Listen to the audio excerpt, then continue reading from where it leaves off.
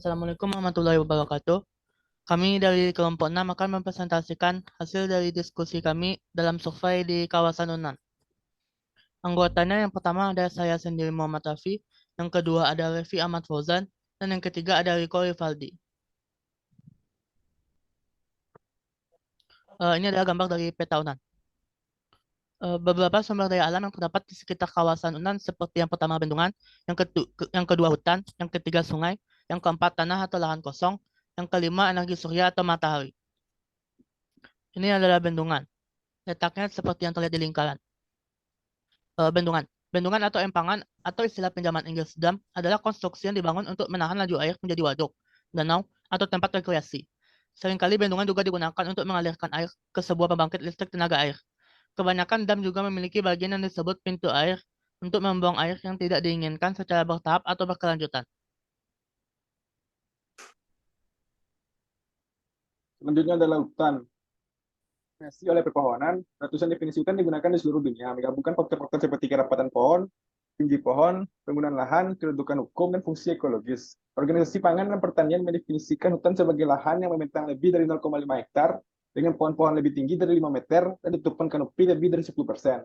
Atau pohon-pohon yang mampu mencapai ambang batas ini secara in situ, ini tidak termasuk lahan yang didominasi oleh penggunaan lahan pertanian atau perkotaan.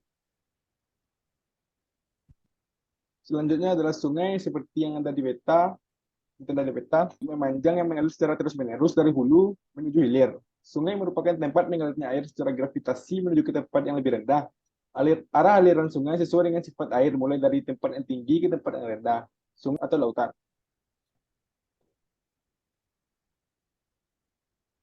Selanjutnya tanah atau lahan kosong, seperti yang terlihat pada peta. Tanah adalah bagian kerak bumi yang tersusun dari mineral dan bahan organisme. Pembentuk tubuh unik yang menutupi batuan. Progres pembentukan tanah dikenal sebagai pedogenesis.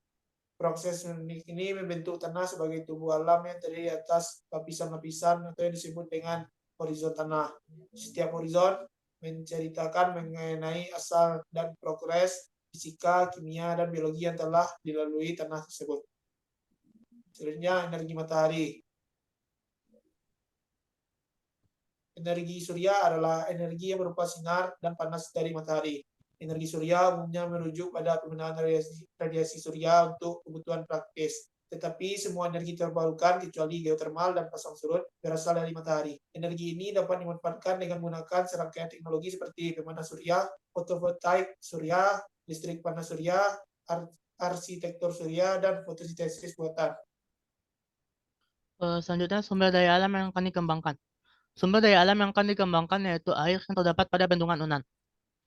Air mengalir pada bendungan tersebut dapat dimanfaatkan untuk membuat pembangkit listrik tenaga air atau PLTA yang dapat digunakan untuk menghasilkan listrik.